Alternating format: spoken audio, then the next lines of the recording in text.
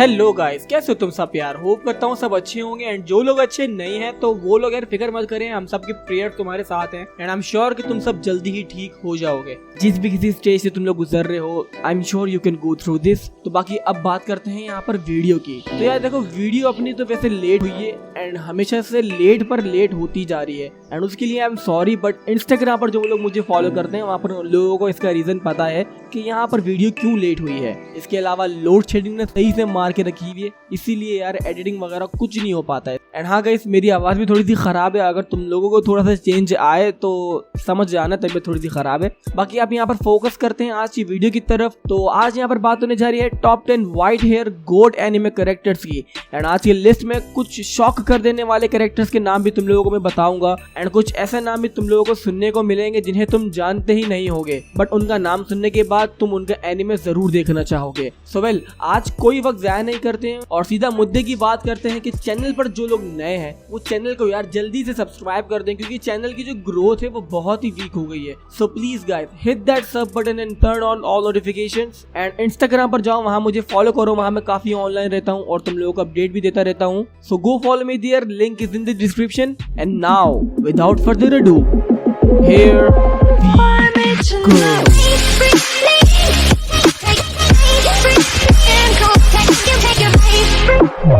सो brothers, आज की list में मैं तुम लोगों को जितने भी कैरेक्टर्स बताऊंगा एंड अगर उस लिस्ट में तुम्हारा फेवरेट व्हाइट हेयर कैरेक्टर नहीं आया तो उसके लिए अभी से सॉरी बोल देता हूँ। बाकी मैं यहाँ पर ये कर सकता हूँ कि तुम लोग जितने भी नाम मैं मिस कर रहा हूँ आज की वीडियो में, तो वो नाम कमेंट सेक्शन में डाल के ऑनरेबल मेंशन लिख के उस कमेंट को पोस्ट कर देना, ताकि फिर मैं उस कमेंट को पिन कर दूँ आज की वीडियो में। सो भाइयों, अब सबसे पहले मैं यार तुम लोगों को यहाँ पर ये क्लियर कर देता हूँ कि व्हाइट हेयर मीन्स एनिमे में क्या होता है। तो वैसे तो टेक्निकली इसका आंसर है कि अगर किसी एनिमे कैरेक्टर के व्हाइट हेयर हैं तो इसका मतलब वो बहुत ही ज्यादा दिमाग वाला बंदा है, बहुत ही इंटेलिजेंट है, हर चीज बहुत सोच समझ के करता है, अपने 5 सेंसेस का हमेशा यूज करना जानता है एंड मतलब हर चीज में वो काफी परफेक्ट होता है। बट अब अगर मैं तुम लोगों को एज अ वीक बताऊं, आई मीन जैसा मुझे लगता है, तो वो ये है कि भाई जिसके व्हाइट कलर्स के हेयर होते हैं ना एनिमे में, तो उसका मतलब सीधा अपना बैडएस है। मतलब ये इतने ज्यादा बैडएस होते हैं कि बस पूछो मत, और साथ ही ये इतने ज्यादा ओवर पावर्ड होते हैं कि वो कैरेक्टर अक्सर हम लोग को गॉड लेवल बीइंग में ही देखने को मिलते हैं। उनके बोलने का अंदाज, उनके चलने का अंदाज, उनका मोकरी करने का अंदाज, हर चीज से तुम लोगों को गूज बम्स मिलते हैं। एंड ठीक उसी तरह आज जो लिस्ट में कैरेक्टर्स आने वाले हैं उन सब को जानने के बाद तुम सब खुद एग्री करोगे इस बात पे कि हाँ यार, व्हाइट हेयर डूड्स जो हैं सारे बैडएस ही होते हैं। सो वेल, अब आज की लिस्ट में हमारा सबसे पहला कैरेक्टर है नंबर 10 पर नियर, जिसको हम एन के नाम से भी जानते हैं एंड ये बंदा अपनी डेथ नोट एनिमे से है। एंड गाइस, इसको यहाँ पर यार तुम लोग नंबर 10 पर देखकर अंडर एस्टिमेट बिल्कुल भी मत करना, क्योंकि इस बंदे के पास गाइस इतना ज्यादा दिमाग है कि ये किसी भी स्ट्रॉन्गेस्ट से स्ट्रॉन्गेस्ट कैरेक्टर को अपने दिमाग के खेल में फंसाकर उसे बहुत ही गंदी तरीके से डिफीट कर दे। आई मीन गाइस, जिन लोगों ने यार अपनी डेथ नोट एनिमे देखा है ना, वो मे भी इस बंदे के फैन ना हो, क्योंकि गाइस अपने डेथ नोट के जितने भी हम सब फैंस हैं वो हैं अपने लाइट यागामी के या फिर अपने एल के। एंड मुझे खुद यार अपना लाइट यागामी बहुत ही औसम लगता है। एंड एक तरह से मैं तुम लोगों को बताऊं तो अपना मनी हाइस्ट का जो प्रोफेसर है ना, इन सब के आगे पापड़ बेलता है। ये तीन जो कैरेक्टर है ना अपने डेथ नोट के, Light Yagami, L and N, ये तीनों के आगे अपने ये प्रोफेसर कुछ भी नहीं है। एंड गाइस, बहुत पहले यार तुम लोगों ने मुझे कहते हुए ये सुना हो शायद कि डेथ नोट एनीमे मुझे अच्छी नहीं लगती है, ब्ला ब्ला ब्ला, उसका कैरेक्टर मुझे अच्छा नहीं लगता है। तो वो सब गाइस मैंने तब कहा था जब मैंने वो एनीमे नहीं देखा था। बट अब जबकि यार मुझे वो एनीमे देखे साल होने वाला है कि मैं यहाँ पर ये कह सकता हूँ कि भाई वो एनीमे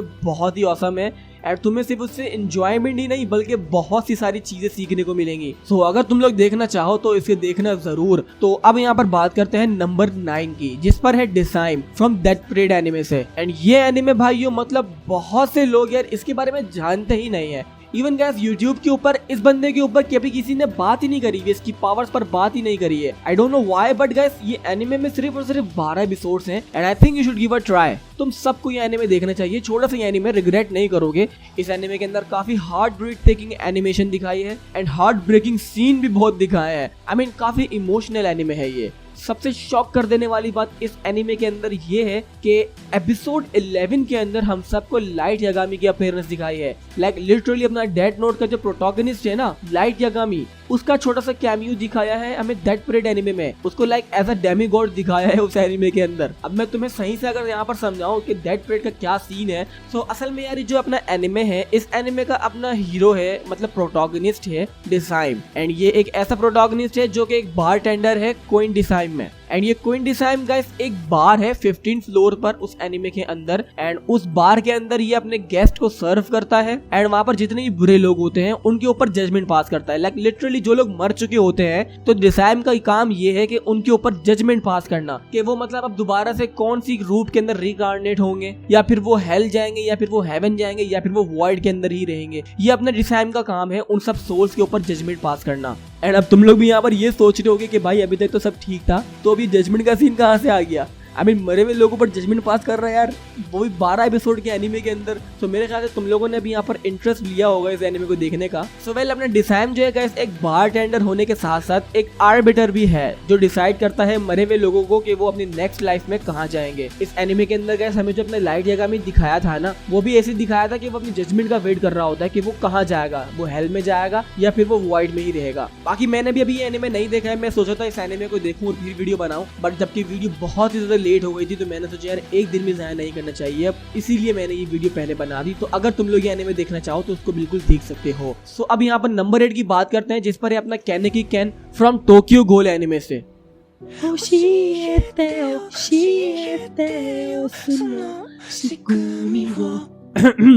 मुझसे नहीं हो पाएगा यार, छोड़ो।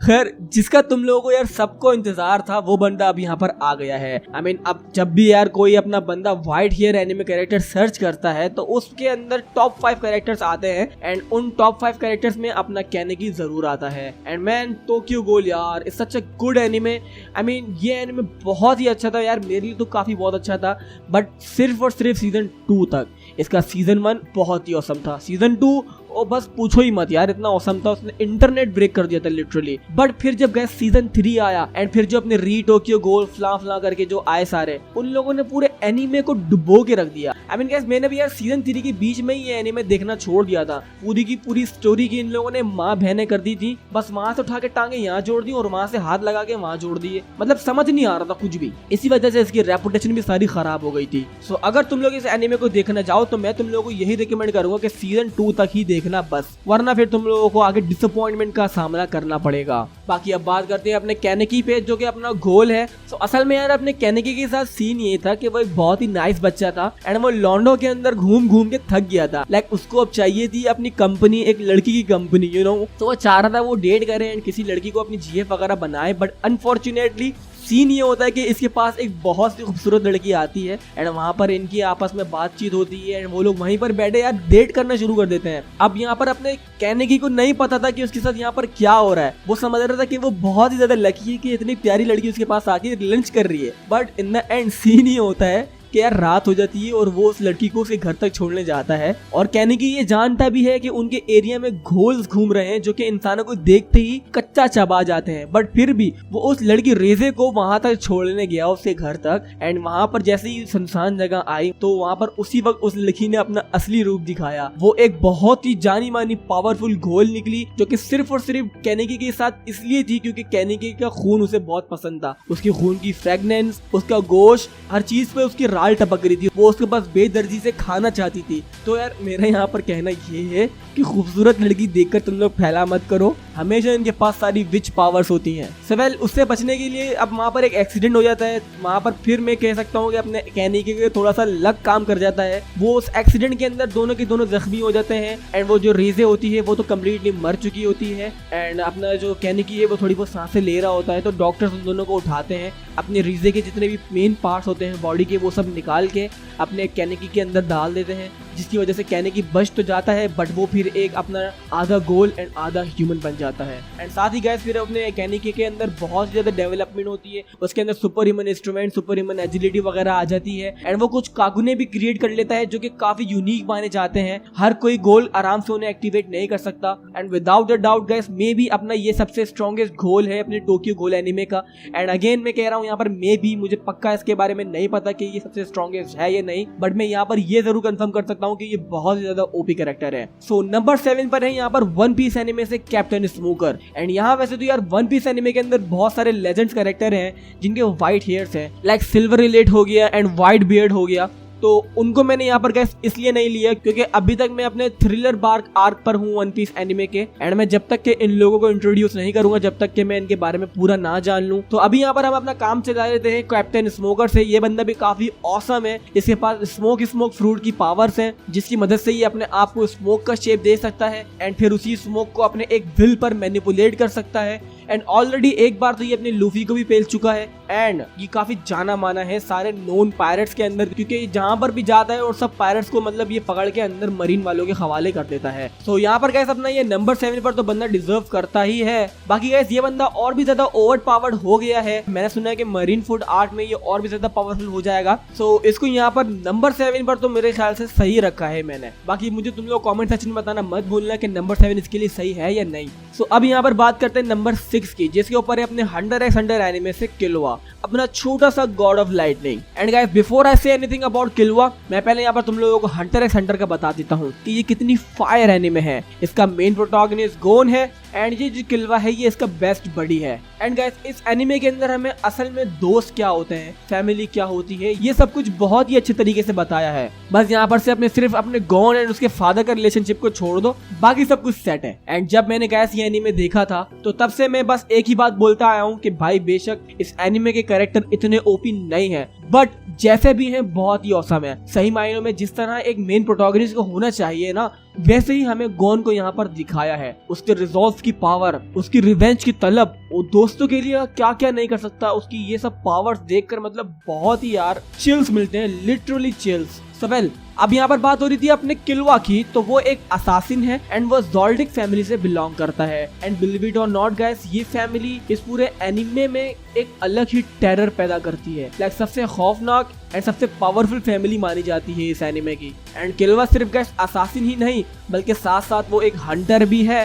एंड साथ ही उसने अपने अंदर गाइस लाइटनिंग की स्पीड भी एक्टिवेट कर ली है। क्योंकि सीन ये है कि गाइस अपना जो किलवा है उसके ऊपर बचपन में बहुत ही ज्यादा जुल्म हुए हैं, वो हमेशा बस टॉर्चर ही हुआ है अपने बचपन से लेकर अब तक के। उसकी बॉडी पर इतने इलेक्ट्रिक शॉक दिए गए हैं जिसकी वजह से उसकी बॉडी पर अब इतना ज्यादा इलेक्ट्रिसिटी का असर नहीं होता है। सो किलवा गाइस इसी चीज का फायदा उठाते हुए उसने अपने अंदर एक टेक्निक को बॉन्ड कर लिया जिससे उसके अंदर गाइस अपनी लाइटनिंग की स्पीड आ गई है। बाकी गाइस जिसने ये एनिमे नहीं देखा है वो लाजमी देखे। तुम लोग इस एनिमे को देखने के बाद ये बिल्कुल भी नहीं बोलोगे कि यार वक्त जाया हो गया। सो वेल अब यहाँ पर बात करता हूँ नंबर 5 की, जिस पर है आस्था फ्रॉम ब्लैक क्लोवर एनिमे से। एंड यस आई नो कि आस्था का जो हेयर कलर है वो प्योर व्हाइट नहीं है, but we can consider them as white, क्योंकि यार देखो एक तरह से ये ग्रे टाइप का है और मे बी हम इसे डार्क व्हाइट भी बोल सकते हैं। बट अगर तुमको अभी यहाँ पर डाउट हो इसको व्हाइट हेयर कैरेक्टर्स की लिस्ट में लेने का, तो फिर मैं यहाँ पर तुम लोगों को एक और बात बता दूं कि आस्था का जो गाइस डीमन है ना लेब, उसकी भी हेयर कलर्स एकदम व्हाइट है। तो अब यहाँ पर अब तुम बेशक उसके आस्था के डीमन को लो या फिर आस्था को लो, एक ही बात है। तो होप करता हूँ तुम लोगों को यहाँ पर समझ आ रही होगी।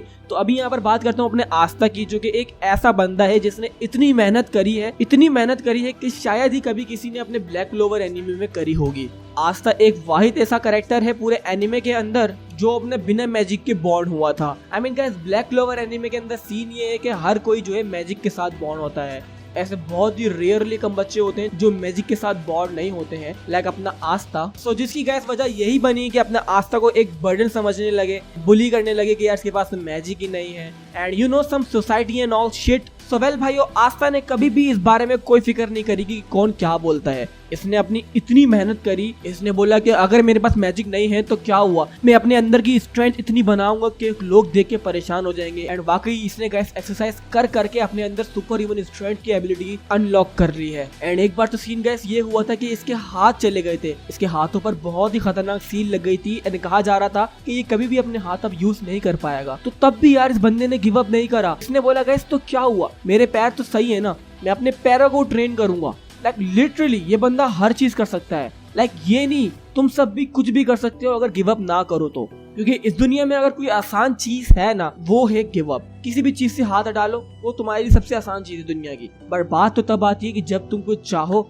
तो उसे आस्था की तरह चाहोगे, कभी कुछ छोड़ो ही ना, उसको पागलों की तरह चाहो, वो चीज तुम्हारे सामने खुद आएगी। सो वेल गाइस, आस्था हमेशा से ओवर पावर्ड होने की तलाश में था एंड एक दिन ऐसा आया कि उसने अपनी एंटी मैजिक अनलॉक कर लिया। एंड वो मैजिक गाइस ऐसा है कि जिसकी प्रेजेंस के अंदर कोई भी मैजिक असर नहीं करता है। बेशक जितना भी पावरफुल मैजिक क्यों ना हो, आज तक ये अपने एंटी मैजिक के सामने वो कुछ भी नहीं है। एंड हाँ भाइयों, अभी तक मैंने जितने भी कैरेक्टर्स तुम लोगों को बताए लिस्ट में, उन सबको विदाउट अ डाउट अपना आस्था पेल सकता है। सो अब यहाँ पर बात करते हैं नंबर 4 की, जिस पर है तोशिरो हित्सुगया फ्रॉम ब्लीच एनिमे से। एंड जिसने ये एनिमे देखा है तो उन्हें मालूम होगा कि मैं यहाँ पर किस लेजेंड की बात कर रहा हूँ। ये बंदा कैप्टन है 10th डिवीजन का सोल सोसाइटी में ब्लीच एनिमे के अंदर। एंड इसके पास जो गाइस अपनी जांपाकुतो है, मींस इसकी जो स्वॉर्ड है वो सबसे स्ट्रॉन्गेस्ट आइस टाइप स्वॉर्ड है। ये अपनी बानकाई में एक स्पादा के भी लेवल के ऊपर चले जाता है। अब गाइस लिटरली जबकि ये बंदा एक कैप्टन है, तो जिन लोगों ने ये एनीमे नहीं देखा तो उन्हें तब भी यार इतना तो पता ही होगा ना कि एक कैप्टन लेवल का बंदा कितना ओपी होता है। एंड इवन गाइस जिसके पास सबसे ओपी स्वॉर्ड हो, तो बस फिर तुम लोग खुद सोच लो कि ये कितना ज्यादा बैडएस होगा। एंड हाँ, ब्लीच एनीमे में मुझे कोई अगर कैप्टन अच्छा लगता है तो वो अपना तोशिरो है, बयाकुआ है एंड केम्पाची है, जो कि बहुत ही सैवेज है। तो अब यहाँ पर बात करते हैं नंबर 3 की। एंड भाइयों बिलीव इट और नॉट, अब जो लिस्ट में यहाँ पर बंदा आया है वो मेरे ख्याल से हम सब का जाना माना हीरो है। आई मीन उसके लिए हर एनिमे फैन के दिल में रिस्पेक्ट होगी। तो यहाँ पर नंबर 3 पर है अपना Garou from One Punch Man anime से। एंड ब्रदर्स, गारो एक ऐसा बंदा है जो समझ लो गलत यूनिवर्स में बॉर्न हुआ है। लाइक वो यूनिवर्स उसके लिए है ही नहीं, क्योंकि साइतामा तो अपना एक ऐसा बंदा है जिसके सामने जितना भी ओपी कैरेक्टर लाके खड़ा कर दो वो उसको एक ही पंच में डिफीट करेगा। तो यहाँ पर अपने गारो के साथ भी ऐसा हुआ है, काफी ह्यूमिलेटिंग का सामना करना पड़ता है हर कैरेक्टर को अपने साइतामा के सामने। तो यहाँ पर इसलिए मैंने यूं कहा कि अपना गारो जो है एक गलत यूनिवर्स में बॉर्न हुआ है, क्योंकि ये एक ऐसा बंदा है जो कि अपने हीरोज को मारना चाहता है एंड अपने आप को वो एक मॉन्स्टर बताता है, बट डीप इनसाइड वो ह्यूमंस की ही केयर करता है। एंड साइतामा ने भी गाइस मांगा में इसको इसीलिए ही नहीं मारा क्योंकि साइतामा को पता होता है कि गारो एक ह्यूमन है जो कि सिर्फ और सिर्फ कॉस्ट्यूम पहना हुआ है मॉन्स्टर्स का। एंड भाइयों अपने गारो की एक फॉर्म भी है जिसका नाम है अवेकनिंग गारो। उस फॉर्म के अंदर ये बंदा एज पावरफुल एज बोरोस है। एंड अवेकनिंग गारो को शायद मेरे ख्याल से साइतामा के अलावा कोई और शायद ही हरा पाए, क्योंकि जब तक कि अपना कोई बंदा उसके जीने का विल नहीं तोड़ेगा तब तक कि अपना गारो नहीं हारेगा। तो ये काम सिर्फ साइतामा के अलावा तो मेरे ख्याल से और कोई नहीं कर पाएगा। एंड एनीमे के अंदर तो गाइस हमें ये भी दिखाया कि इसकी ड्यूरेबिलिटी क्या चीज है।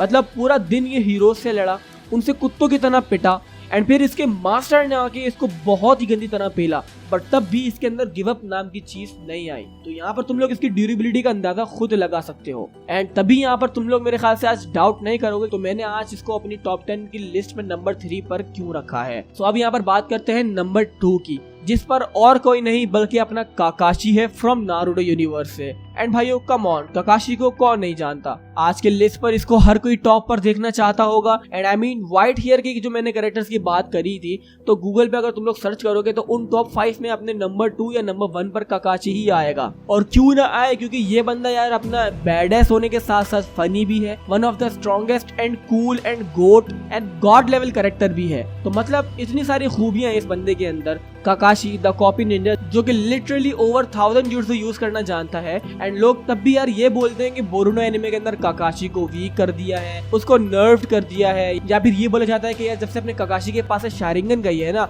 तो तब से वो बहुत ज्यादा वीक हो गया है। बट असल में गाइस ये सब सच नहीं है, क्योंकि यार जो लेजिट सोर्स है एंड जो मुझे लगता है वो ये है कि काकाशी का जो स्टेमिना है वो बहुत ही लो हो जाया करता था, क्योंकि शारिंगन जो है गाइस उसकी इनहेरिटेंस में बिल्कुल भी नहीं थी। आई मीन उसकी जो बॉडी है वो कम्प्लीटली डिफरेंट थी उचिहा से, तो तभी यहाँ पर उसकी बॉडी एंड शारिंगन इतना ज्यादा कीप अप नहीं कर पाते थे फाइट में। इसीलिए गाइस अपना काकाशी जो है अपनी शारिंगन वाली आई को भी ढका रहता था ताकि उसका स्टेमिना ज्यादा जाया ना हो। बट गाइस जब से उसकी शारिंगन गई है तो तब से यहाँ पर उसकी बॉडी फाइनली पीस में आई है। उसकी बॉडी को जिस स्टेज पे होना चाहिए था वो अब उस स्टेज पर आई है। मैं यहाँ पर एग्री करता हूँ कि काकाशी की कामोई जैसी एबिलिटी गई है उसके पास से, बट इन रिटर्न उसको बहुत ही गॉड लेवल पर स्टेमिना मिला है।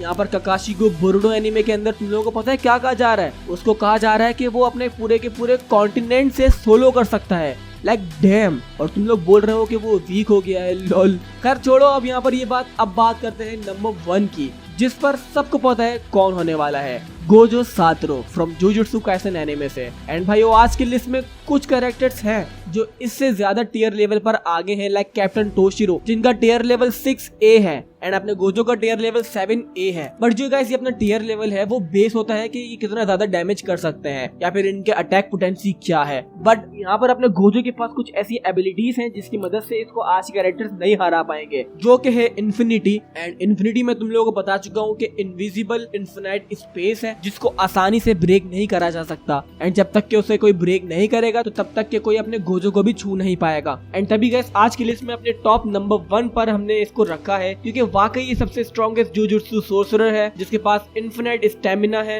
एंड ये अपने पर्पल होलोफिकेशन के साथ बहुत ही तबाही मचा सकता है। इसके बारे में मुझे तुम्हें ये बताने की जरूरत नहीं है कि ये कितना ज्यादा कूल, ऑसम एंड बैडएस है एंड गॉड लाइक कैरेक्टर है, क्योंकि सभी लोग इस बारे में जानते हैं। एंड जो लोग जानते नहीं होंगे तो अब वो लोग जान गए होंगे। एंड अगर उन लोगों को और भी कुछ जानना है तो आई बटन पर जो गोजो से रिलेटेड वीडियोस हैं वो जाकर जरूर देखना। तो भाइयों अब यहाँ पर एंड करते हैं आज की लिस्ट का। एंड कमेंट सेक्शन में मुझे तुम लोग बताओ कि तुम लोगों को लिस्ट आज की कैसी लगी, कौन कौन से कैरेक्टर्स मैंने आज अपनी लिस्ट में मिस कर दिए उनके नाम मुझे कमेंट सेक्शन में बताओ ताकि मैं फिर उस कमेंट को पिन कर सकूं। बाकी भाइयों जो लोग मुझसे अभी यहाँ पर जो शिकायत करना चाहते हैं वो ये होगी कि यार मैंने मास्टर अल्ट्रा इंस्टेंट गोकू को क्यों नहीं लिया है, उसके हेयर भी व्हाइट है। तो यार यहाँ पर वो लोग ये सुन ले कि यार बेशक उसकी व्हाइट हेयर है बट साथ ही गाइस व्हाइट के अलावा गोकू के बालों के कलर बहुत सारे हैं, like yellow, blue, pink, red, silver, wide. तो इसका मतलब गाइस ये तो नहीं है ना कि अगर मैं कभी रेड कलर की वीडियो बनाऊं तो इसको रेड कलर की वीडियो में भी ले लूं, क्योंकि इसका जो ओरिजिनल बालों का कलर है वो ब्लैक है। सो आई थिंक तुम लोग यहाँ पर समझ रहे होगे। बाकी तुम लोग अपने यहाँ पर अपने सन गोकू को आज की लिस्ट में ऑनरेबल मेंशन में नाम दे सकते हो, बल्कि मैं खुद अभी जो वीडियो के एंड में तुम लोगों को ऑनरेबल मेंशन के नाम दूंगा उनके अंदर तुम्हें इसका नाम जरूर मिलेगा। बाकी यार वाकई मुझे बताओ वीडियो तुम लोगों को कैसी लगी। एंड जो लोग चैनल को सब्सक्राइब नहीं कर रहे हैं बट वीडियोस को देख रहे हैं तो भाइयों प्लीज क्या कर रहे हो यार, सब्सक्राइब करो, बहुत सी लोग हैं हम लोग। एंड अगर वीडियो अच्छी लगी हो तो इसे लाइक करना मत भूलना, साथ ही इसे अपने दोस्तों के साथ शेयर करो। बाकी यार जिन लोगों ने चैनल को ऑलरेडी सब्सक्राइब करा हुआ है वो एक बार ये जरूर चेक कर लें कि उन लोगों ने क्या नोटिफिकेशन बेल को ऑल नोटिफिकेशन पर सेट करा हुआ है या नहीं। अगर नहीं तो प्लीज जल्दी से जाके उसको सेट करो। बाकी अब यहाँ पर ये रही अपनी ऑनरेबल मेंशन। सो मैं मिलता हूँ अब यहाँ पर नेक्स्ट वीडियो में, अपना ख्याल रखना। Till then